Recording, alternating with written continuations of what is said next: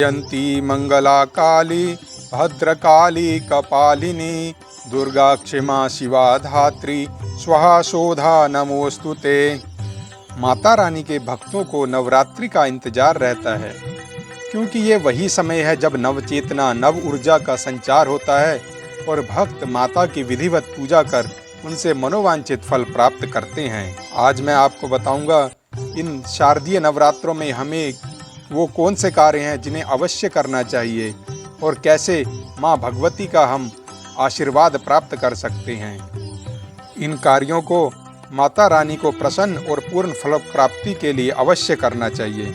घट स्थापना से पहले छत पर ध्वज को अवश्य लगाना चाहिए। ध्वज लगाने से यश, कीर्ति और विजय की प्राप्ति होती है और परिवार के सदस्यों की तरक्की होती है। चाहे छोटा सा ही ध्वज लगा लें, लेकिन एक ध्वज को अवश्य लगाना चाहिए। दूसरा काम है तोरण लगाने का। तोरण आम, पीपल, जामुन, अशोक इत्यादि वृक्ष के पत्तों का बनाकर लगा सकते हैं। इससे घर में मंगल कार्यों की निरंतरता बनी रहती है। यदि आपके अंदर ही इच्छा ना हो तो भगवान देकर भी क्या करेंगे। इसलिए ऊर्जा के साथ हमें भगवान का अभिनंदन करना है और हमें चाहिए ताकि माता रानी आने वाले पूरे साल नए कार्य, तरक्की, घर परिवार की वृद्धि के रूप में मंगल कार्य करने के हमें बार बार मौका देती रहें। आम पीपल के पत्तों से विपरीत एनर्जी का प्रवेश भी नहीं होता है घर में। अगला कार्य है अखंड दीप की स्थापना। हमें अखंड दीप की अवश्य स्थापना करनी चाहिए। दीपक की रोशनी में सकारात्मकता होती है, जिससे दरिद्रता दूर होती है। कोई भी पूजा दीपक के बिना पूरी नहीं होती। यदि घी का दीपक जलाएं तो माता रानी के दाईं तरफ रखें, और यदि आप तेल का दीपक जलाते हैं तो माता रानी के बाईं तरफ रखें। दीपो हरतु मे पापम अखंड दीपो नमोस्तुते। अगला कार्य हमें करना है घट स्थापना। संपूर्ण नवरात्रि की शक्तियों का समावेश घट में होता है, क्योंकि ये एक तरह से भौतिक शरीर की तरह है, जिसमें जल है, तत्व हैं, सामग्री के रूप में तत्व हैं, और समीप में है प्रकाशमान भगवान दीप ज्योति के रूप में।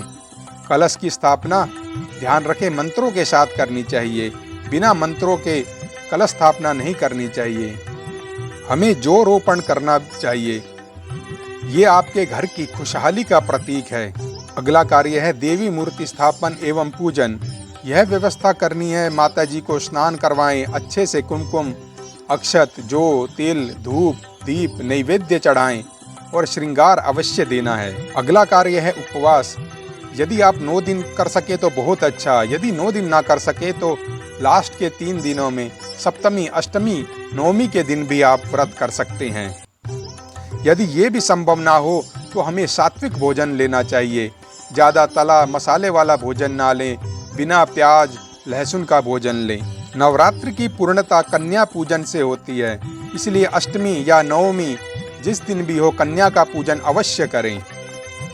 और 9वां कार्य है दुर्गा सप्तशती का पाठ करना। यह देवी को प्रसन्न करने का अद्भुत ग्रंथ है। इसके हर श्लोक में अमोघ शक्ति है, जिसका विधिवत पाठ करके माँ भगवती का आशीर्वाद प्राप्त कर सकते हैं। नवरात्र के आखिरी दिन हमें हवन भी करवाना चाहिए। शास्त्र के अनुसार ब्राह्मण को बुलाएं और हवन करवाएं, क्योंकि बिना मंत्रों के हवन कभी फलदायी नहीं होता। बिना मंत्रे न तामसी साधः, अर्थात बिना मंत्रों के की गई साधना तामसिक होती है।